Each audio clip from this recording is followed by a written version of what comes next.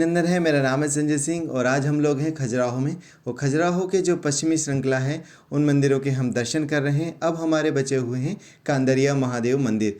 तो ये अपने आप में बना हुआ सबसे बड़ा मंदिर है खजुराहो का। और हाइट की अगर बात करें तो भी अधिक है।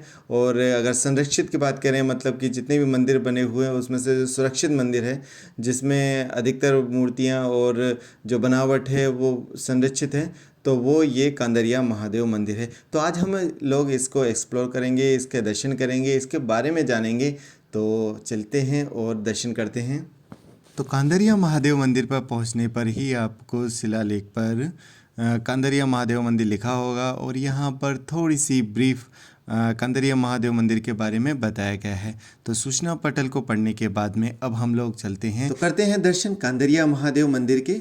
और इसे जब आप दूर से देखेंगे तो ये पूरा मंदिर आपको इस तरह से दिखाई देगा मानो इसे गुफा की तरह बनाया गया है। और कांदरिया का मतलब ही गुफा होता है, इसीलिए इसका नाम गुफा या कांदरिया महादेव मंदिर रखा गया है। कांदरिया महादेव मंदिर के बिल्कुल बगल में आपको देखने को मिलेगा यह मंदिर।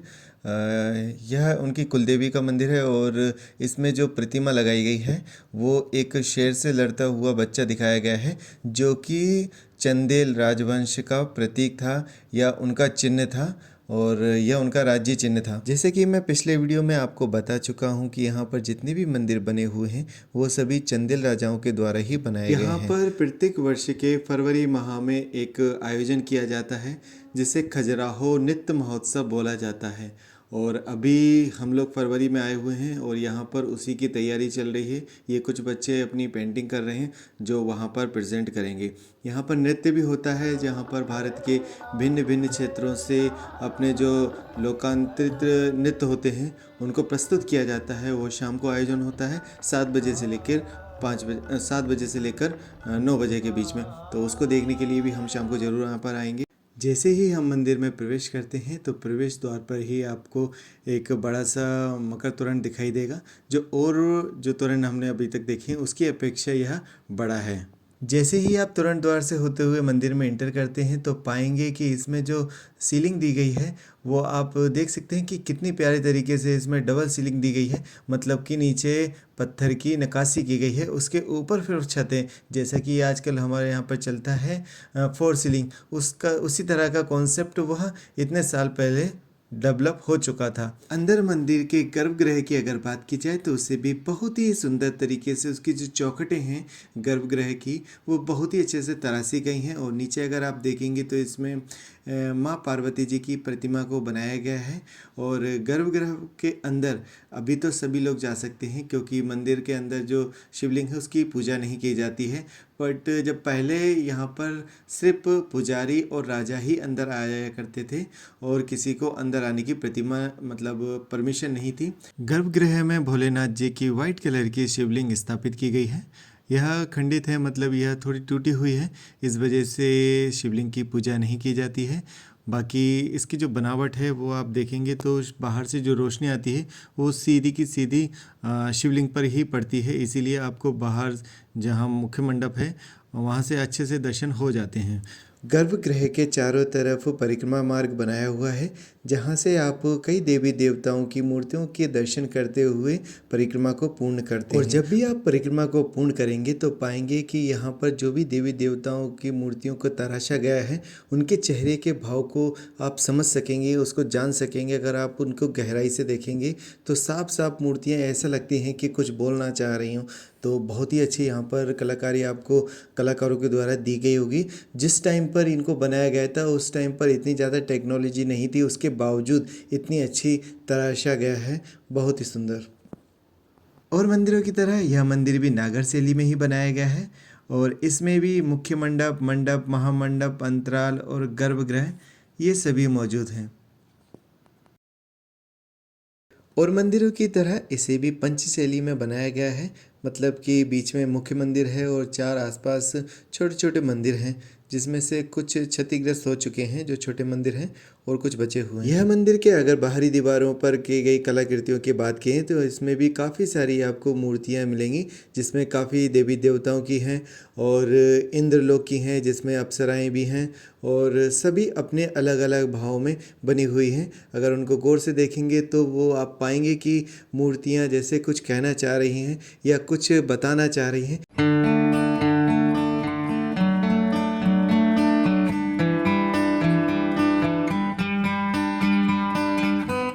और मंदिरों की तरह यह मंदिर में भी आप कुछ मूर्तियाँ एरोटिक या कामुक मूर्तियाँ पा सकते हैं, जिनमें कामुकता के दर्शन होते हैं।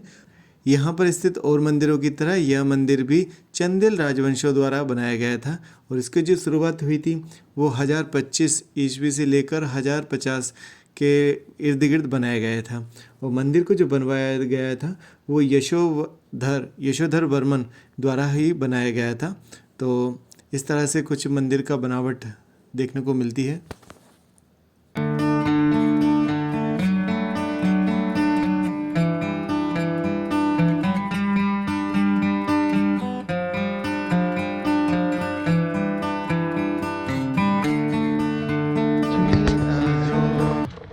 मंदिर थे उनकी श्रृंखला पूरी हो चुकी है, शाम हो चुकी है। घूमने में करीबन 5 से 7 घंटे लग जाते हैं अगर अच्छी तरह से घूमते हैं, एक्सप्लेन करते हुए घूमते हैं तो। शाम हो चुकी है और यहाँ पर डांस महोत्सव चल रहा है, तो उसके लिए हमें आना हुआ 7 बजे। तो अभी हम लोग चलेंगे रूम पर, वहाँ से फिर वापस रिटर्न आएंगे।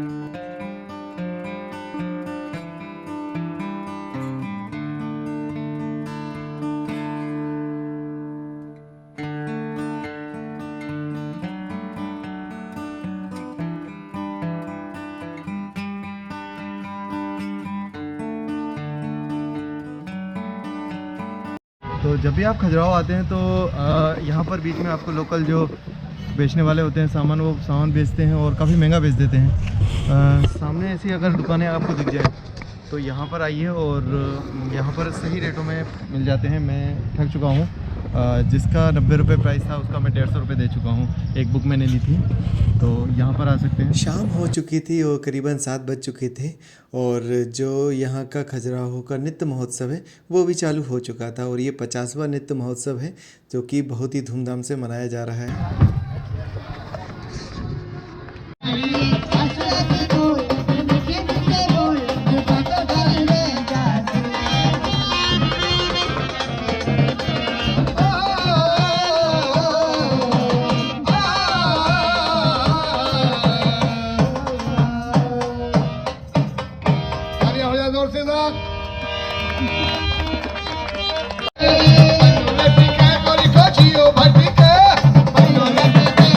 यह नृत्य महोत्सव में भारत के हर प्रांत और प्रदेश से कलाकार आते हैं और वहाँ का जो क्लासिकल फोक म्यूज़िक होता है उस पे डांस की प्रस्तुति करते हैं।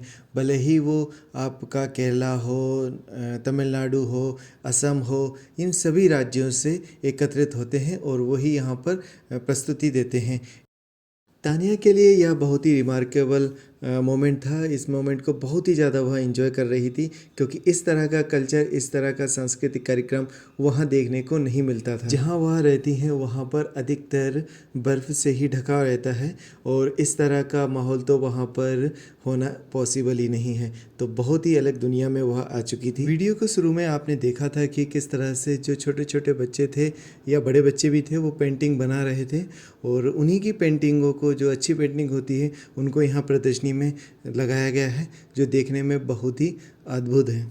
तो यहाँ पर एक मेला सा लगा हुआ है जिसमें भिन्न भिन्न तरह की पेंटिंगों को प्रदर्शित भी किया गया है, जिसमें से कुछ का तो मुझे मतलब बिल्कुल ही समझ में नहीं आ रहा था। जैसे यह पेंटिंग है, इसमें मुझे समझ में बिल्कुल भी नहीं आया है कि इसमें करना क्या चाह रहे हैं, कहना क्या चाह रहे हैं। तो इस तरह की बहुत ही डीप थिंकिंग वाली पेंटिंग यहाँ पर देखने को मिलती हैं। नृत्य महोत्सव का जो मेला लगा हुआ है, इसको थोड़ा सा एक्सप्लोर करते हुए हम लोग एक शॉप पर पहुँचे जहाँ पर तानिया को रुपट्टा पसंद आया, तो उसने रुपट्टा ख़रीद लिया। और मुझे भूख लगी थी, इसीलिए मैं अपनी खाने की तलाश करने लगा, अपने भोजन की तलाश करने लगा। तो खजुराहो में जो डांस फेस्टिवल चल रहा है उसी में फूड्स का भी स्टॉल लगाए हुए हैं, काफ़ी सारे लगाए हुए हैं। उसी में से हर एक प्रदेश के अलग अलग लगे हुए हैं। तो मैंने किया हुआ है ये डोसा, जो कि 40 रुपये का है। टेस्ट बहुत अच्छा है, कुरकुरा है। तो आइए अब हम लोग चलते हैं नृत्य महोत्सव को देखने के लिए, जहाँ पर स्टेज पर नृत्य को परफॉर्म किया जा रहा है, उनको प्रस्तुत किया जा रहा है।